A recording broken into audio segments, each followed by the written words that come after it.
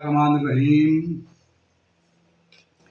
Roof मुकत्तियात को और उनकी तफसीलात को, तफसील वगैरह जो है उसको जय्यद मुफस्सिरीन अकाबरीन की नज़रों से बयान किया जा रहा है कि अकाबरीन ने रूफ मुकत्तियात के माने क्या जिक्र फरमाए हैं।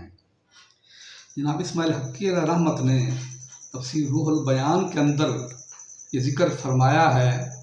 वो कहते हैं कि रूह मुकत्तियात जो हैं इनका कुरान में जिक्र रब्बे कायनात ने इसलिए किया कि मुशरिकीन को अल्लाह रब्बुल इज़्ज़त ने ये चैलेंज किया है, क्योंकि वो मादरजाद अरबी लोग थे, अरबी नस्ल थे, अपनी ज़बान बड़ा उनको नाज था, बड़े फसीह व बलीग थे, अपनी फसात व बलागत की जो इंतहा की उनकी इबारतें थीं उनके अंदर हुर्फ तहज्जी को रब्बातासा को पहले जिक्र करते इशारा था। अब रब्बे कायनात जब कुरान को नाज़िल फरमाया और कुरान अल्लाह को उस प्यारे महबूब ऐसी शान वाले महबूब पर नाज़िल किया जो ज़ाहिरन किसी यूनिवर्सिटी में, किसी कॉलेज में, किसी स्कूल में, किसी उस्ताद से नहीं पढ़े थे। उनको पता था, उसमें उम्मी कहते थे, किससे पढ़े हुए नहीं हैं।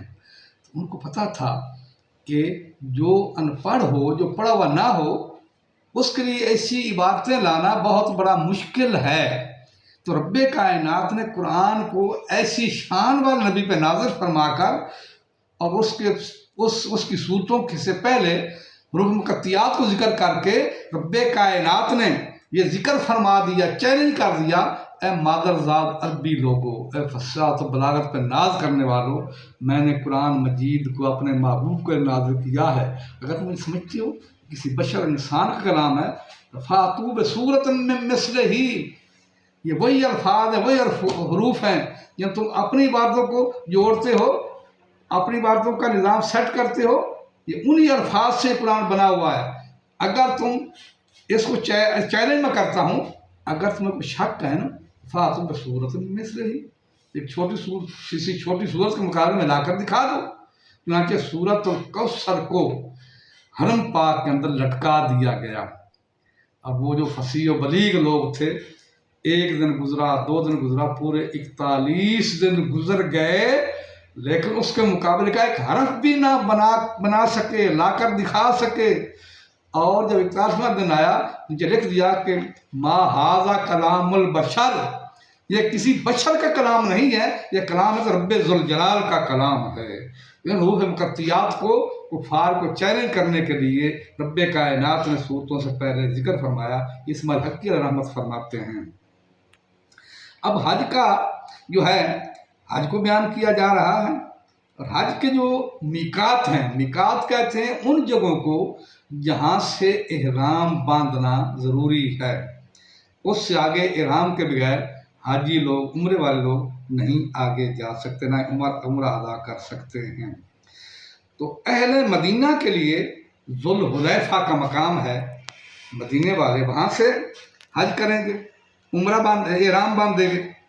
अहले इराक के लिए मकाम इर्क है, अहले शाम के लिए जोफा है, अहले नजद के लिए करन है, और अहले यमन के लिए यलमलम है।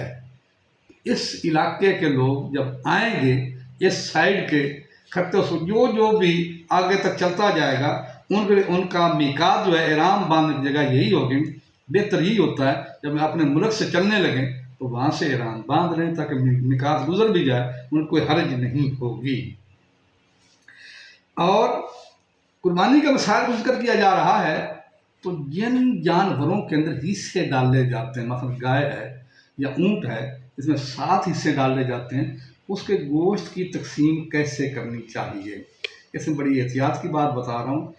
कोई बोटी कम ज़्यादा की सब नहीं जानी चाहिए, ये इंसान का हक नहीं है, ये रब्बे कायनात का हक है।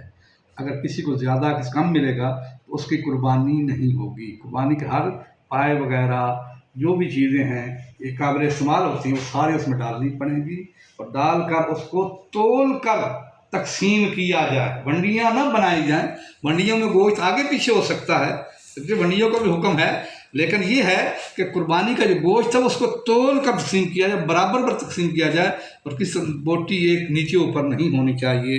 میرے اس ویڈیو کو لائک بھی کرو، سبسکرائب بھی کرو۔